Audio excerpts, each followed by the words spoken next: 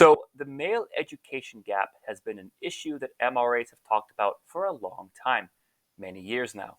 Men are falling behind in school and education, and men have been the minority of college students for quite a few years now, and we're starting to see the effects in adulthood. Men are more likely to be unemployed, men are less likely to own their own home, men are more likely to live with their parents, etc. So it's kind of annoying when you see sources like the New York Times all of a sudden pick up on the story as if it's a new thing they're discovering for the first time. This is a recent article from the New York Times talking about affirmative action for college male applicants.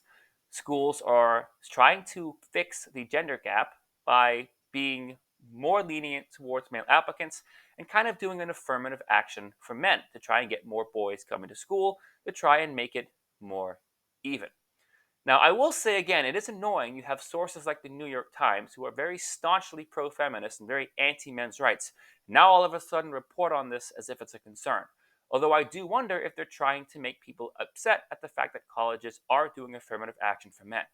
Now, ironically, I do kind of agree that affirmative action for male college students is not the real solution. The real solution is to fix the boys' education gap where it starts. How boys earn lower grades for the same work.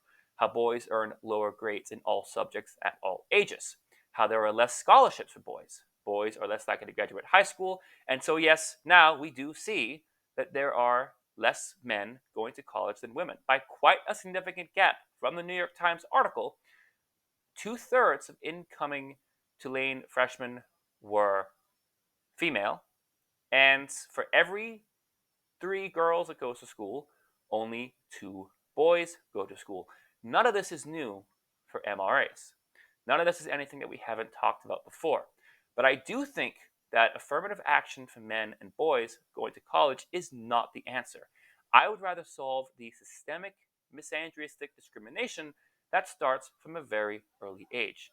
Address the grading gap, address the scholarship gap, and address the very hostile, toxic environment that male students face pretty much from the very beginning of their educational degrees and educational careers, or I guess degrees if you're at the college level. But even in middle school, even in high school, at younger ages, boys are subjected to negativity and hostility very, very early on. Sorry, it's still quite early, but let me know what you think. And let me know if you think the New York Times, are they reporting this because they're concerned at the education gap?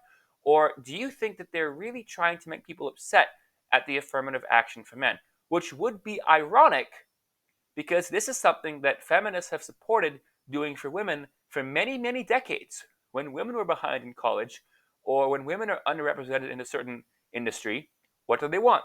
Quotas for women, affirmative action for women. It's curious now, if the same thing is happening but for men, do they still feel the same way about it? Or do they want to keep an imbalance when it's men who are behind and women who are ahead?